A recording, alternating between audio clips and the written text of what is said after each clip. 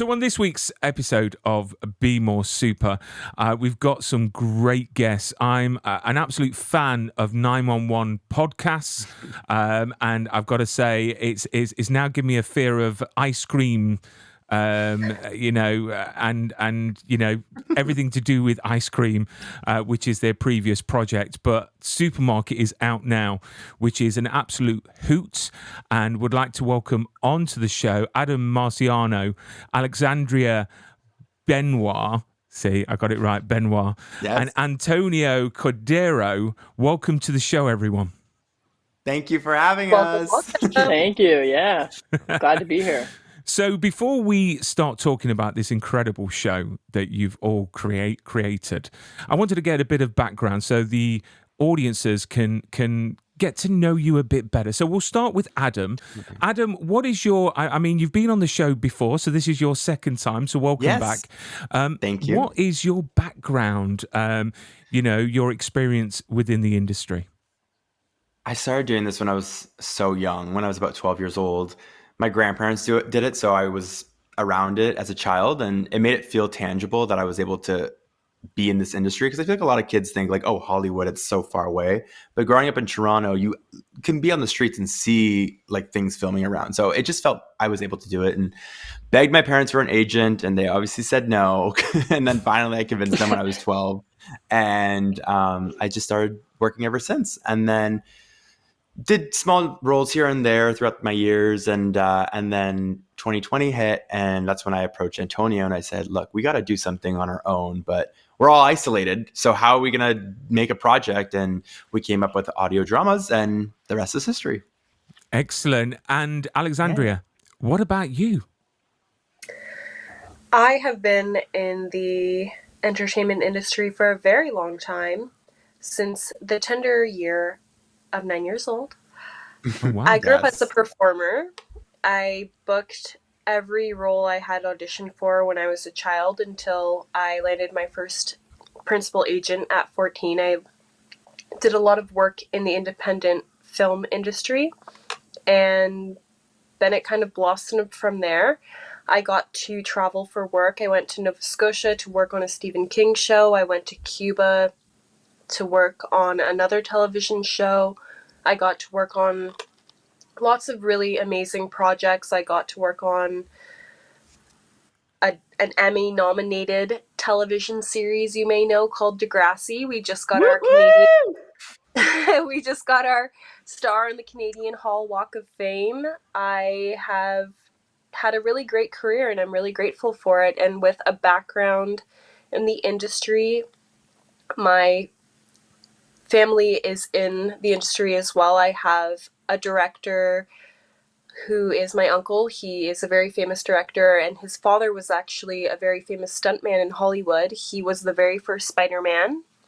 So it just kind of came naturally to me. I've always been a born performer. I took ballet and every kind of dance you could imagine up until I was in my late teens, and I was with the National Ballet School of Canada. I performed in the Nutcracker, so performance has always been in my blood.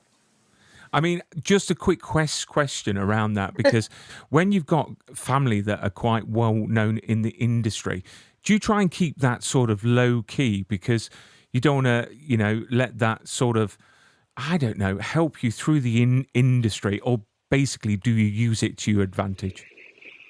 To become a Nepo baby, you mean?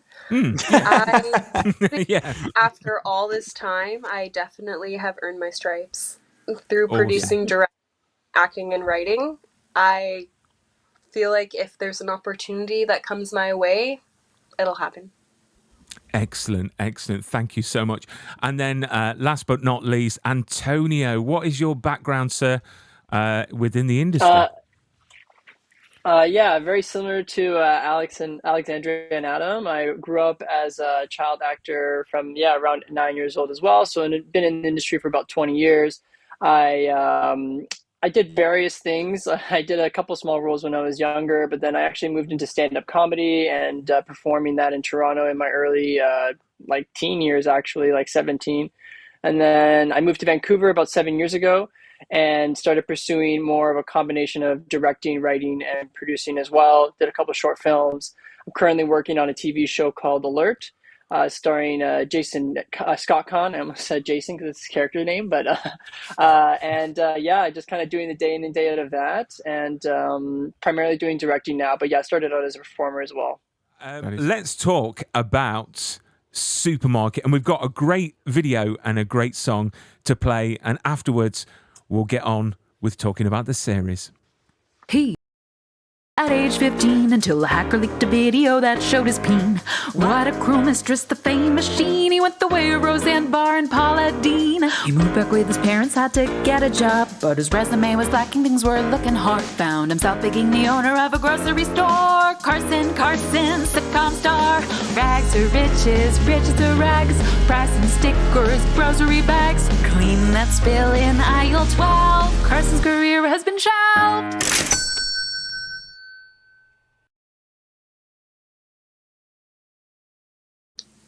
Oh, so that is Supermarket, a 6-part. That song is hilarious, honestly.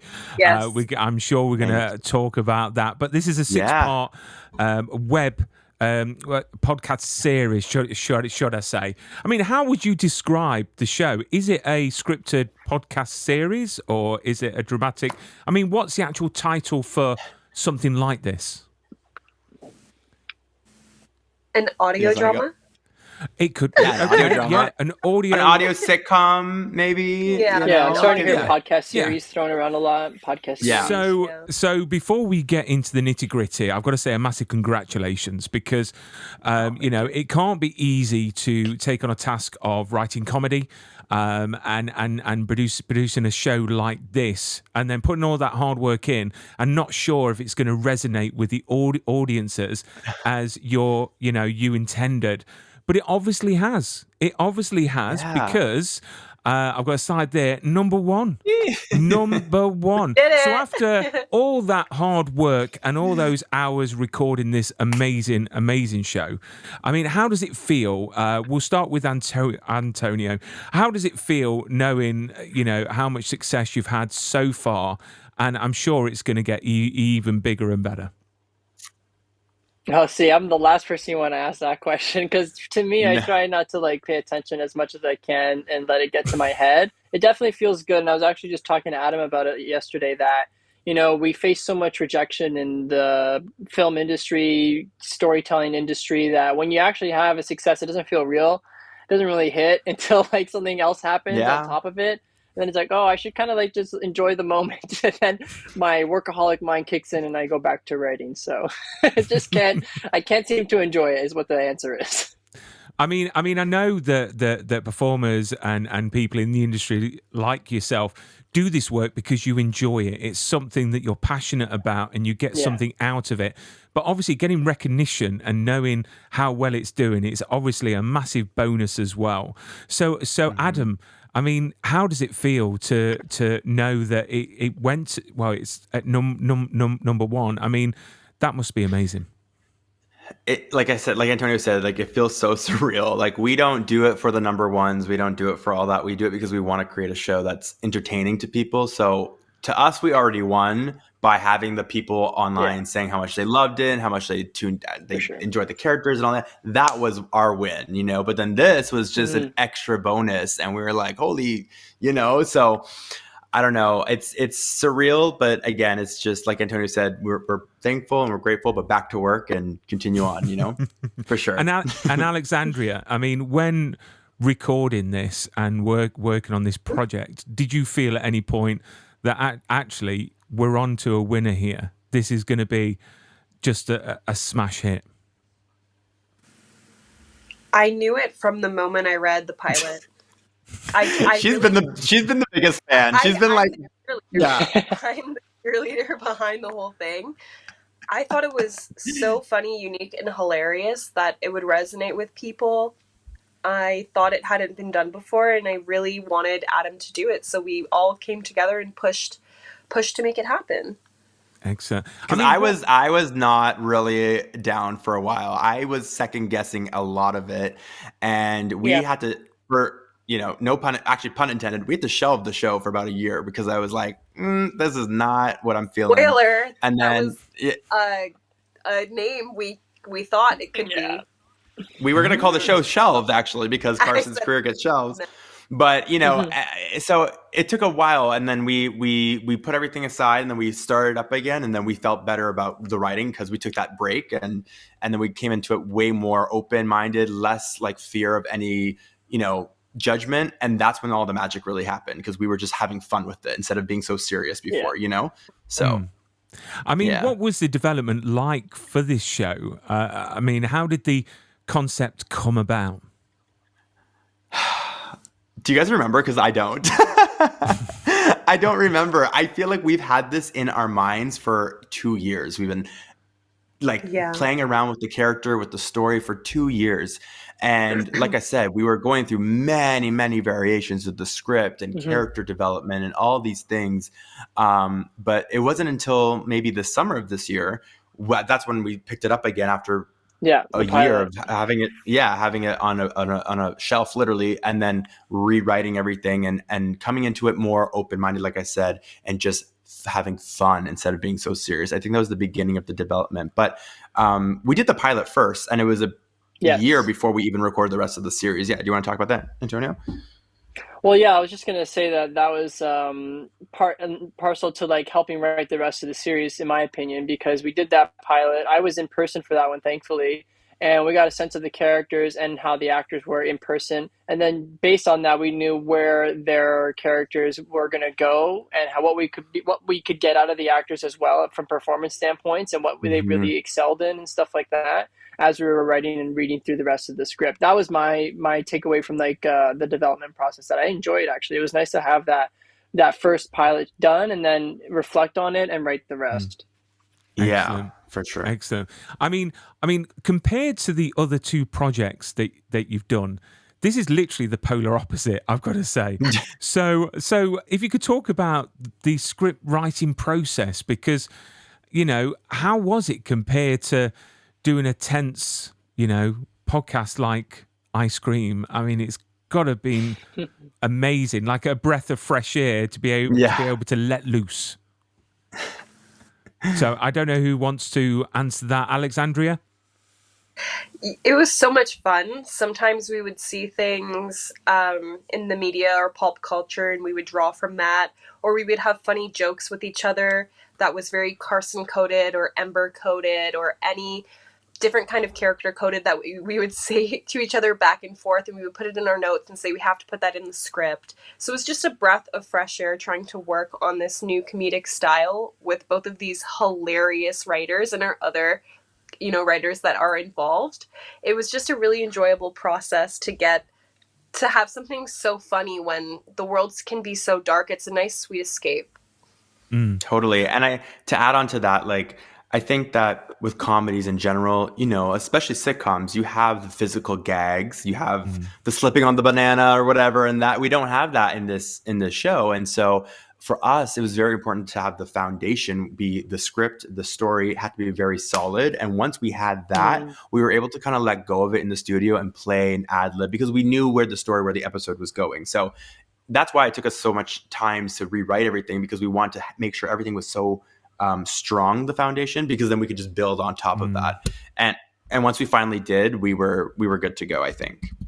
Yeah. I mean, the thing I like about the show, because I am a fan, I really, really am, is that it's so fast paced and there's so many gags in there, and there are some that are very close to the mark, which I love. I love flirting when people flirt with that line. I mean, when you was writing it and obviously getting stuff together, were there certain things that didn't make it in the script because you thought, this is way too far? This is, Oh, yeah. We were like, are we going to get canceled a million times? Like, every time we're like, is this too much? Are we going to get canceled? Yeah. Well, one thing that didn't make it into the script was the character Will. He was actually written as a lady shopper that Carson attacks. And after a while, Adam thought that might be too violent to make Carson physically attack a woman. Yeah. So we switched the script, flipped it. Totally. Yeah. We were like, we can't have him attacking a woman. Like, that is insane. So we wrote it to be another flamboyant boy. but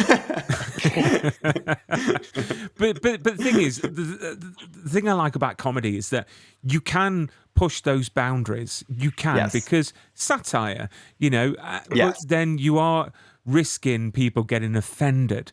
But again, the great thing I Totally. like about this show is that it resonates with different cultures. So as people in the UK, our sense of humor is slightly different.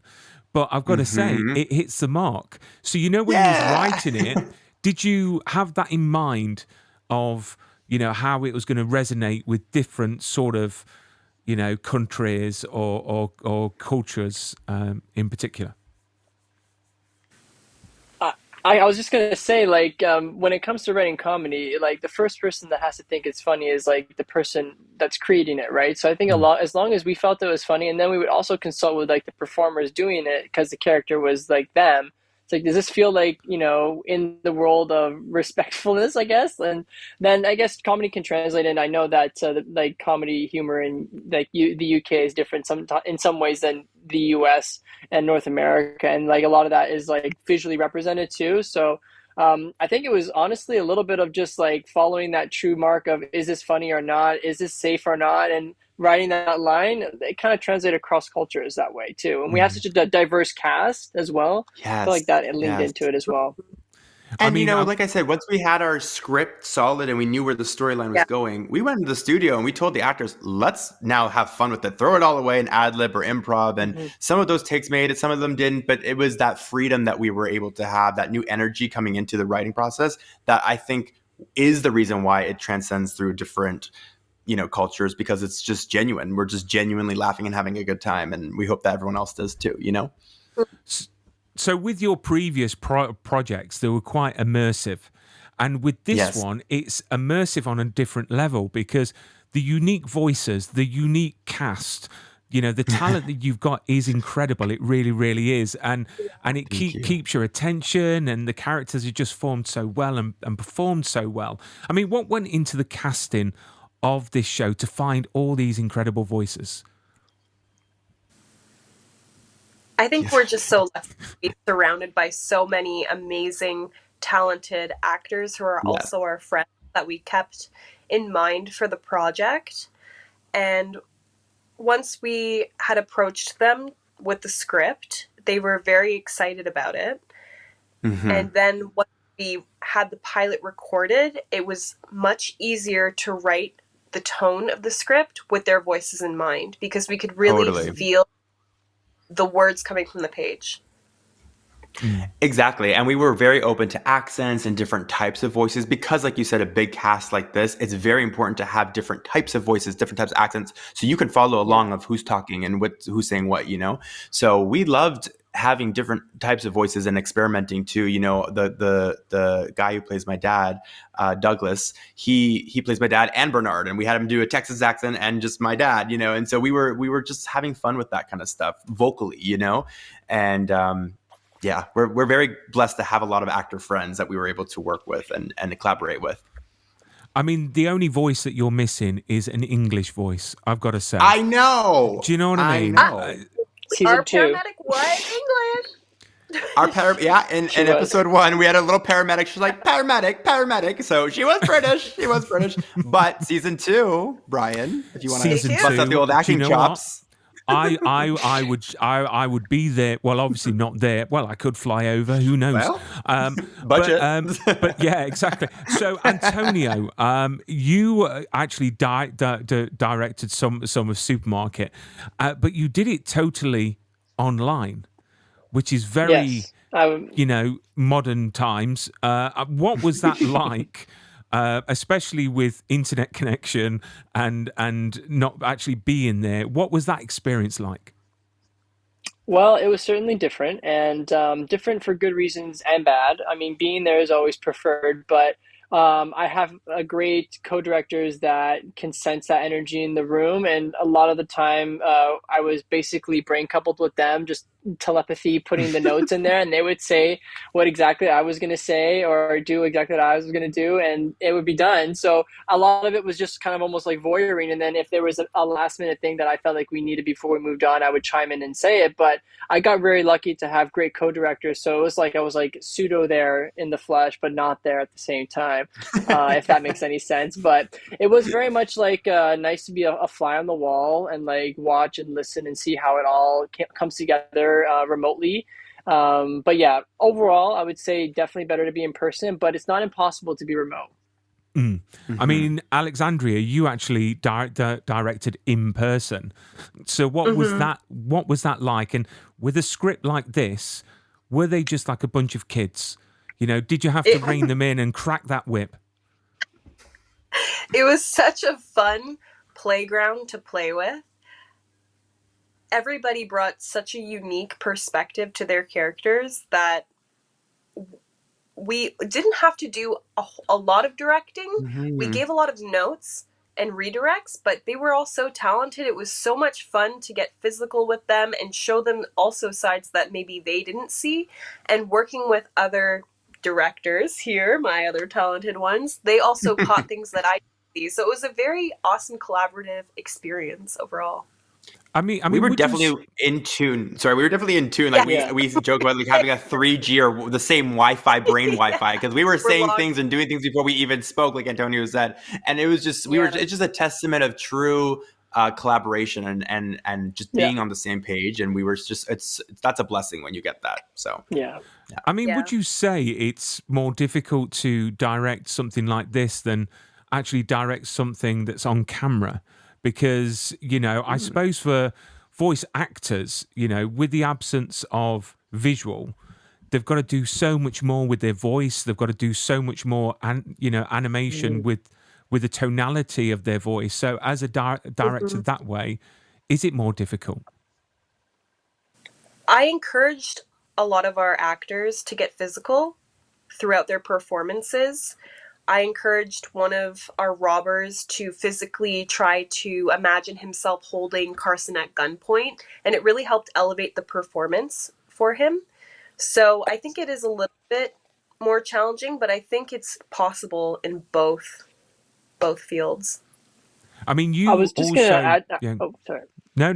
Go. I was just going to add to that. And say that personally, I feel like it's not like it's a bigger challenge, but with film, you're watching way more stuff. You also have to listen to the tone. You also have to listen to the energy, pacing, all the actors, the background, all of it. So I feel like visually there's more going on that you have to be way more hyper-focused and attention on, and you'll lose stuff in that. Like, no one's perfect. They're going to miss something on one take and then get it on the other take. Whereas in audio, you are hyper-focused on the audio, and there's only the audio. And yes, while your direction of the physicalities help the audio, it's still just the audio. And like, you're just listening for getting the right tones or the variety of tones, and then what other actors are inputting. How is it all going to sound together? What is, like, you know, the bigger picture in a sense in that audio space. So I feel like the visual is a little bit more difficult, and for the respect of the other medium being there, but the audio is more consequential if you get it wrong. Whereas visual, you can save it, you know, a little bit.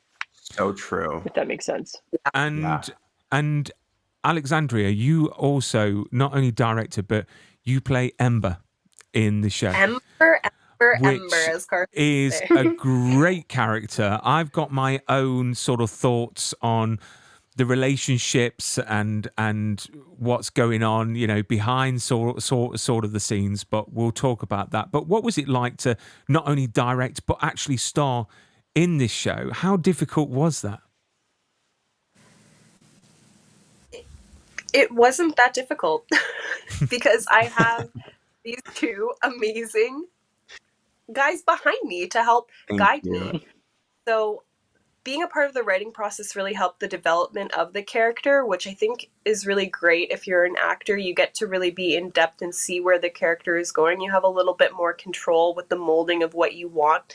I really envisioned this Frankensteining of Ember to be Mandy from the Grim Adventures of Billy and Mandy. So I drew from her this brooding, kind of like angry little tot running around demanding things. And then I had Jade from Victorious, who's this kind of punky goth girl who's so evilly sweet and mean. You love to hate her. So I kind of meshed them together, and it was fun. And then I went with that, and anytime I kind of needed any remolding, Antonio or Adam would tell me, do it a little bit more like this or that, or elevate it or move it around. So it was really great that we just always were able to refer to each other to make it all work perfectly. I mean, she has a rocky relationship with the lead character, I've got to say, in the show. And I personally secretly think that actually they could be really good friends. They're very much alike. They're very much alike. Again, I'm on the last episode, so I don't know how it ends yet. I've got like 15 minutes left. Oh, you're in for a great Oh. surprise. So literally, after this ends, I'm going to go away and listen to it. So I cannot wait to finish it off. But Carson, what a character! And is performed by the wonderful Adam. Thank you. If you could talk us through the character of Carson, where he was formed from. Is he based on anyone that may be in show business currently that you don't? I know there's Carsons out there in show business for sure, but he is truly just this crazy, obnoxious character that you start off with. In the first episode, you see him just completely out of touch. But throughout the season, it's fun because he kind of comes back down to earth, kind of keyword. And, his coworkers are kind of dealing with him and not taking his shit. Sorry, am I allowed to swear? I don't know. But you can't, yeah. Okay. They're not taking his shit, so they're grounding him a little bit. And so throughout the show, you kind of see that dynamic. But I believe Carson deep down is a good person. He's definitely loyal. We see that throughout the show with Suhail, with his family, his mom. Episode 3, spoiler. And I think he is a good person, but eventually it's going to have to get to that. And I think throughout the series, I'm excited to watch that develop for sure. But he's very obnoxious and just a delight to play, because it's like I could say things that you can never dream of saying, and it's all through that character. So it's fun.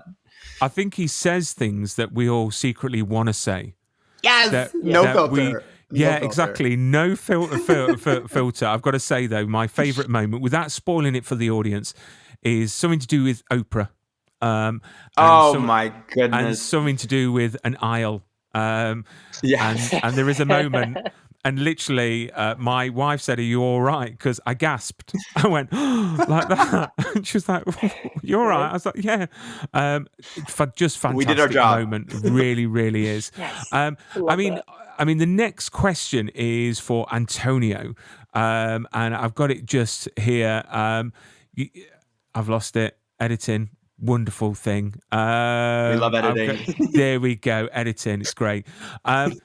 So, Antonio, obviously this is an audio sitcom, but there's been some animations created for it as well. Unfortunately, I can't play them, but I can show some of the animations on the screen there, which are awesome. I mean, Iconic. What sort of work went into this and the thought behind doing this?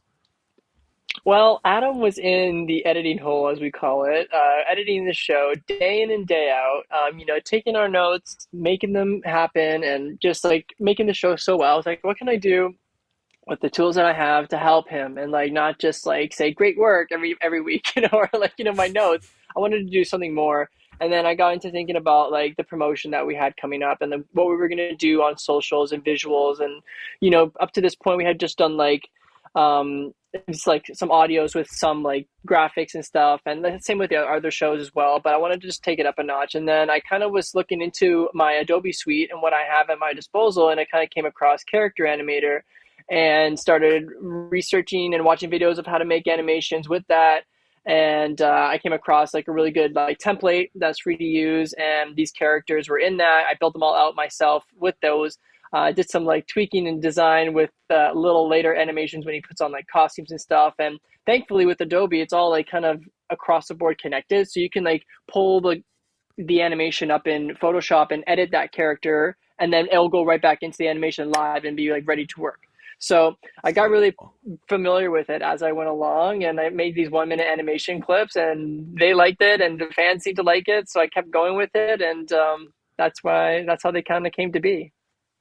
It is It just awesome. It elevates the really is. show and it gives it a visual element, which is so amazing. When he came up with it, I was like, yes, Antonio, this is it. This is it. So usually we're against putting the visuals out because we find that audio series dramas are more like books where people can create those characters in their minds and they own part of that visual IP. And like we really wanted to like keep that with our previous projects because that was a big part of this. But when it came to this, it was like, okay, we'll take the reins and we'll create some characters. And animation felt like the kind of go between where it's like it's not really people, but it's not not people at the same time. Exactly. If that makes any sense. But you know what I'm getting at. And everything like, about animation is just like that different thing. Yeah, and everything about the show is different than the first two that we've done. So this really aligns with the animation and visual. It really aligns with what we were doing. So it's perfect. So with this, I mean, I can imagine it as like a cartoon, like South Park or something like that. Like I mean, Family Guy, perhaps. Yeah, exactly. I mean, would that be something that you may consider? Because obviously you was just saying that you like the fact that it's an audio so people can use their imaginations, but maybe another project or around this, like an spin-off? I would love to do an animation of this show. I feel like if we got picked up to do that, we would re-record almost everything if we could afford to do that, because with a visual element now you can write it different, right? We can have different gags set up within that, and like that will affect how the writing is done. The same story through line should follow, but like you could tweak a little bit of the scenes, because I feel like even when people adapt books into movies, I feel like that's the secret sauce, is if you add to the piece. You don't just pull directly from it and just expect people to love it. It's like you're not adding to anything, So I feel like we would need to add to it and take it up a notch a little bit. And give it like surprises too, like the visual element, like some surprises and different twists and stuff. Yeah, I totally agree. We can have little 100%. Easter eggs as well. Aisle 3 is the biggest Easter egg of all, I would say. Everything goes down in aisle 3. There's a couple other. That one was the hardest to animate the background of because it was such an iconic aisle. I was like, I can't mess this one up. It's got to be unique. There's a few other Easter eggs in episode 1, isn't there? For what? Which part? Which part? When Carson is referred back to the shows he worked on, the sub shop. Oh, yes. We make a joke about our other 2 shows in the show, which is a very meta as well. Yeah. I mean, talking about your other 2 shows, I mean, is this one, was it harder or was it easier than recording the other 2? I feel like the first 2 were so dark, and I mean, they were all hard to do in different ways. The first 2 were very dark, and we felt like we would leave the studio emotionally drained because of just the topic that we were doing, which is Cascadia was a deep sea underwater submarine thriller. We were screaming and running and being chased by this crying, demonic crying, and all these things. And Ice Cream, there was it was about missing children in the late 1980s and an ice cream man. And so, there were dark topics. And so we would leave the studio like just drained because we were giving all our emotions.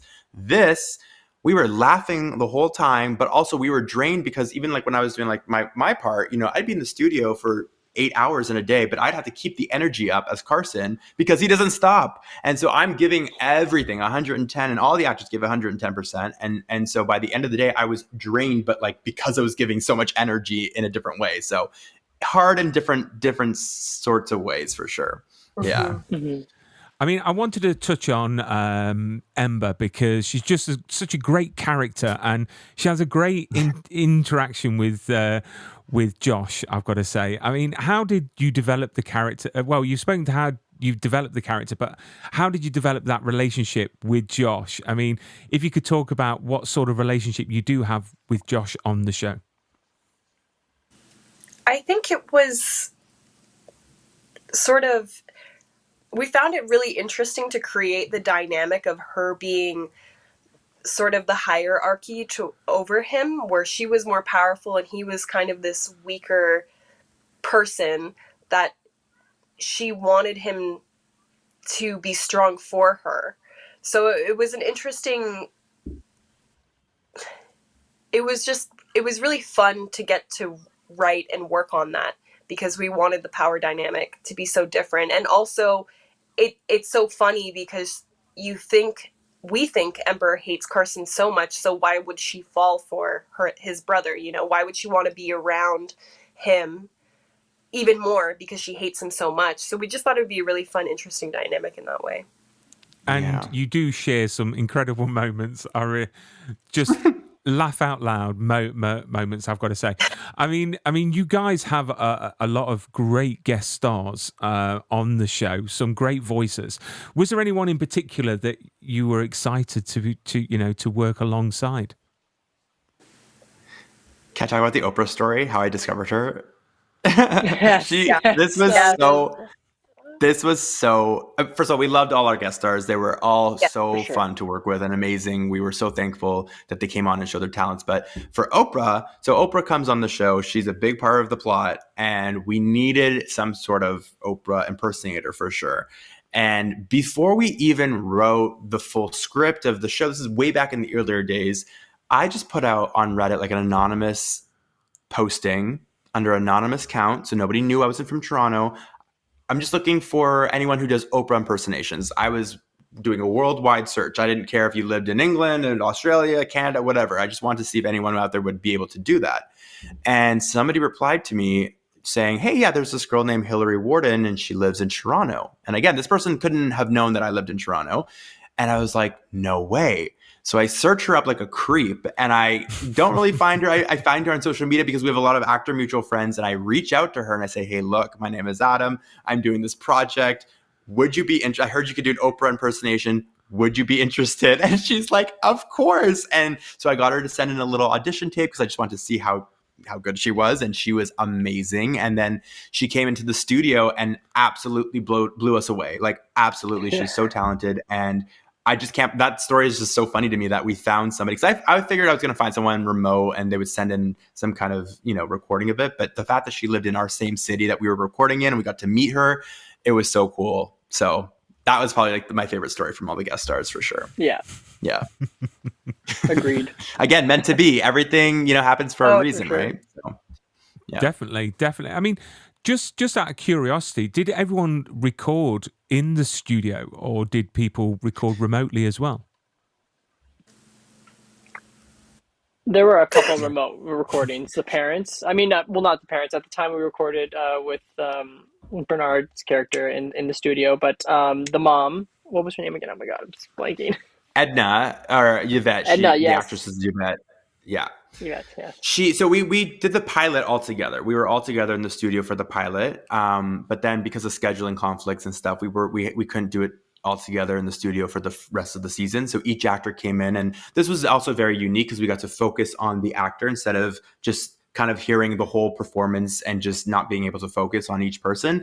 However, we definitely want to make sure next season that there'll be more time that we can actually go in the studio at the same time and do it, because it's more fun to do and also less editing for me. So I had to Frankenstein every line and put it together, and it was very time consuming. But again, it was unique because I got to listen to 10 takes from Elijah and choose the best line and put it in, instead of maybe having 3 takes of all of us together kind of thing, so it was more isolated that way.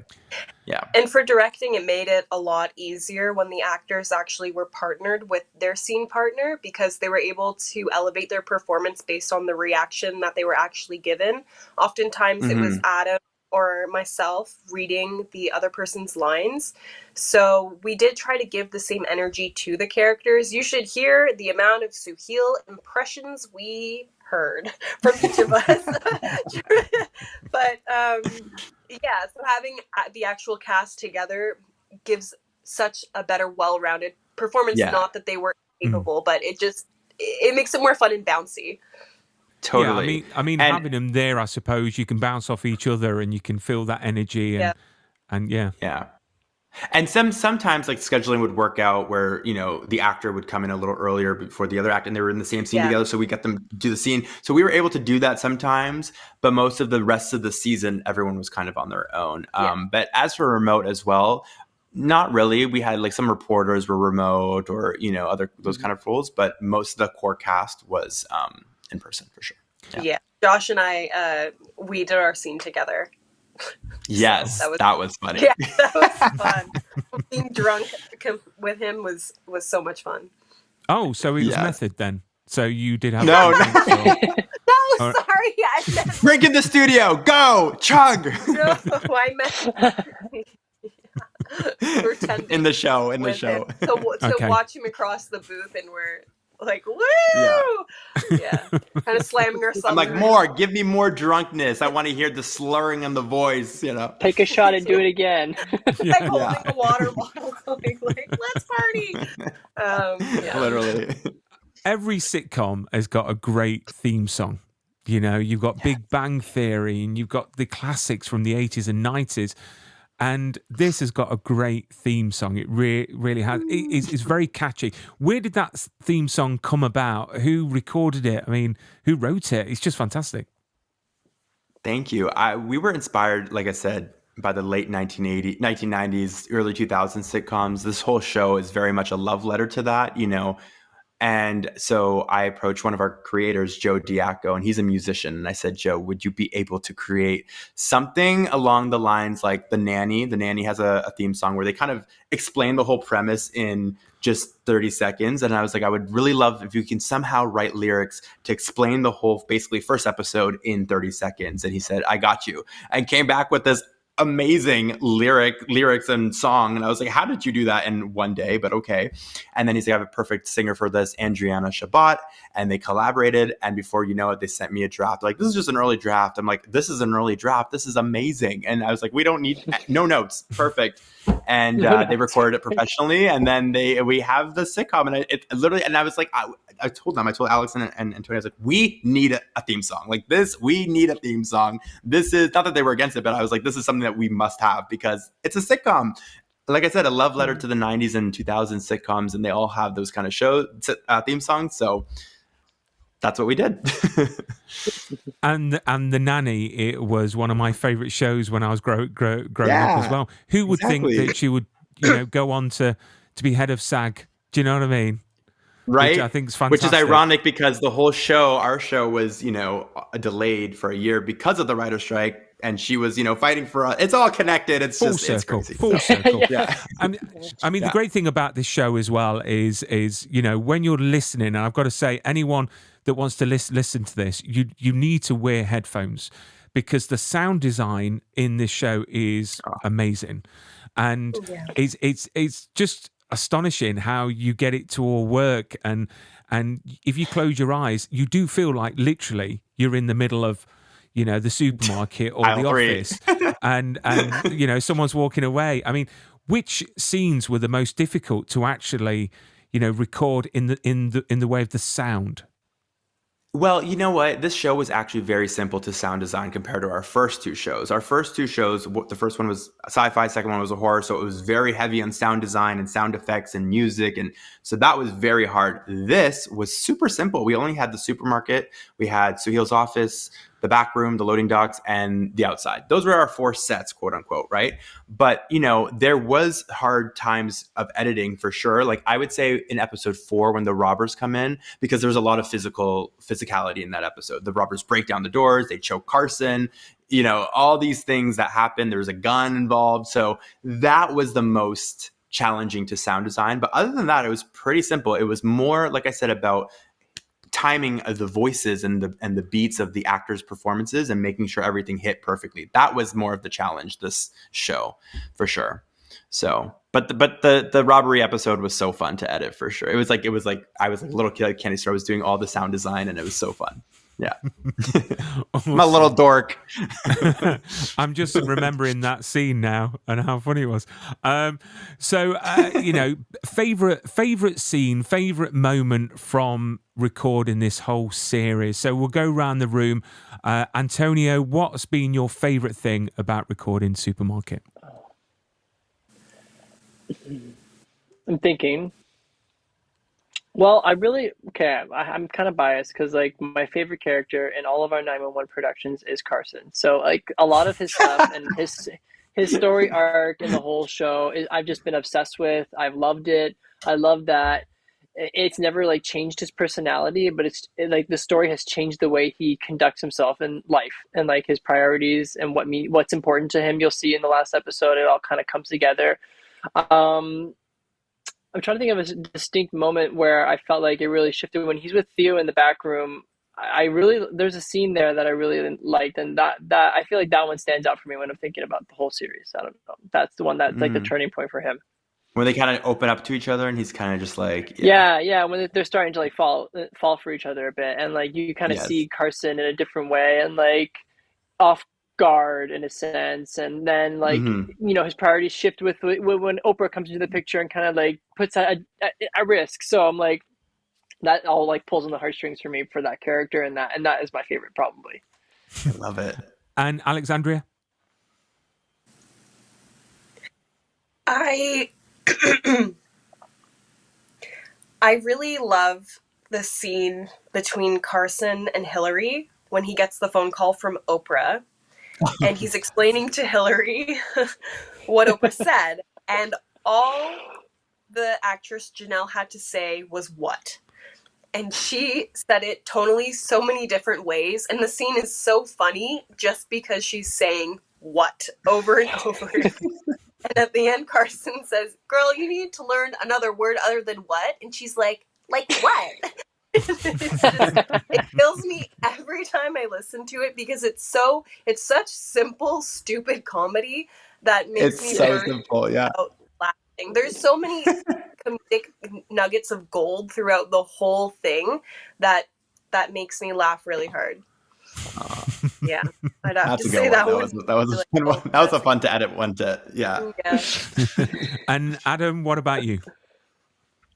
It's hard to pick because like it's like my baby, all of them. I'm so proud of all the actors and all the scenes and everything, but I really have to say Sue Hill Singh belting out James Blunt. That is the funniest scene for me. I don't know if you've gotten to that part yet in the episode. The last episode. No. Oh, you haven't gotten there yet. You don't even know what's in store for you. Yeah. He is belting it out. I'm not gonna ruin it, but it was so freaking unhinged and funny to record and do. And the way that even came about, I remember we needed some kind of climax in this ending of this episode, ending of that kind of storyline. And I was like, I don't know what we're going to do, how we're going to like have that all wrapped up.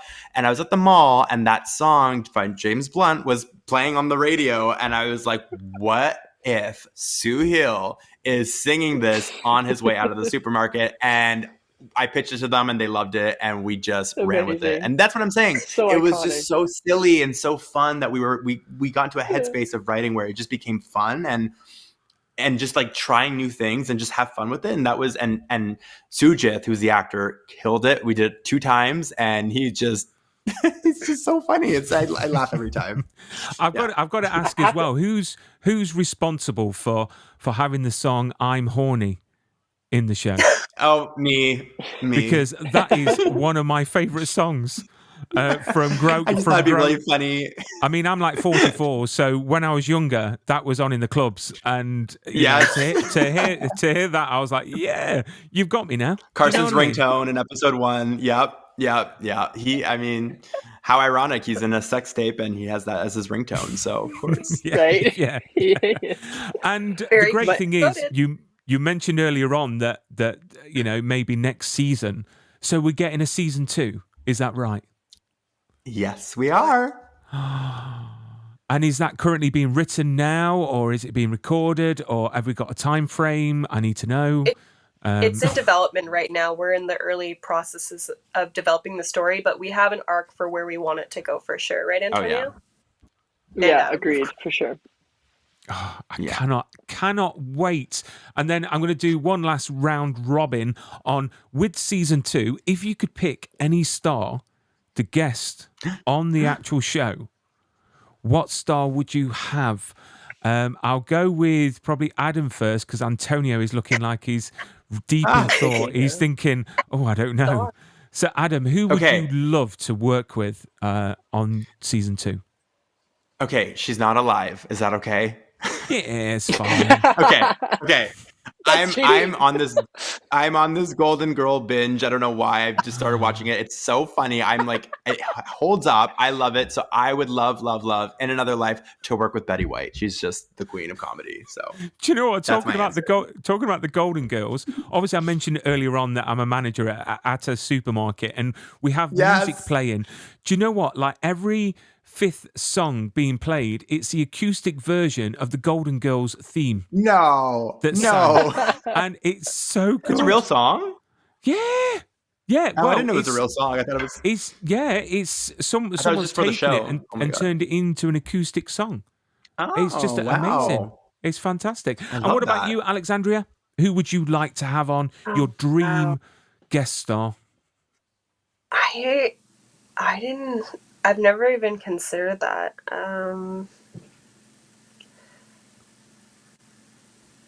I've got someone if we want to come back, Alex. Yes, Go Antonio. You go ahead, sir. In spirit of the animations and the people receiving those like that, I think it would be cool to have Seth MacFarlane on an episode and doing some of his Family Guy voices. Like maybe they come into the supermarket and they're shopping, and like maybe he brings his family with them, and there's like some sort of interaction with Peter Griffin, the Stewie, Lois, like the gang, as it were, from Family Guy. So Seth MacFarlane and all people attached that could be with him would be a great guest star appearance in our show. I would love that. Yeah, totally. Yeah, I second Antonio with that. she's like, yeah, I don't know. Yeah, I'm going to agree with you. No, that's there's a few actors in there. Mila Kunis, she's in there. Seth yeah, Mila Kunis. There we go. Mila Kunis. There you go. But no, I can't wait for everyone to listen to it. It's on, it's available on all podcast platforms. If you do want to follow all the progress. You've got the Instagram just there, which is at 911 Podcasts. Give them a follow so you find out what happens with season 2. I'm sure the news will be on there. And also you can see some of the wonderful animations as well. Is there any other messages that you'd like to give the audience and the listeners about the show before we bid farewell? I would love to tell people that. Oh, yeah, it's free. Yes, it's free. Just go and enjoy it. It's a free show. You can go and listen to it and binge it and just give yourself some laughs. Why not? Right? So, yes. I was just going to say that to echo Adam. The show does not try to be anything more than what it is. Like it's got stakes and drama, but it's still there. It's a laugh all the way through, like through all of that too. So it'll pull on your heartstrings, but you'll laugh like 80% of the time. So that's what I like the most about the show. Sure. And we have freaking Oprah on the show, so not real, but Oprah character. So I mean that should sell it to you. Yeah. And wear your headphones. Adam worked really hard to make it an immersive experience for everyone. Thank you. And it does make a difference. And the one-liners in it, especially when you say "fuck my life," I just think that is FML. Dead FML ass. is Dead ass. Yeah, exactly. So thank Penny you. has one-liners too. Yeah. Yes. But I cannot wait to see where these characters go. Straight after this, I'm going to be listening to the rest of the finale because I want to find out what happens with Oprah and it's just so much stuff going on. And hopefully season 2 will be coming around the corner before we know it. But thank you so much, everyone, for coming on to the show. And I look forward to all the future work that you do. Keep safe and stay super. Thanks, Brian. Thank you.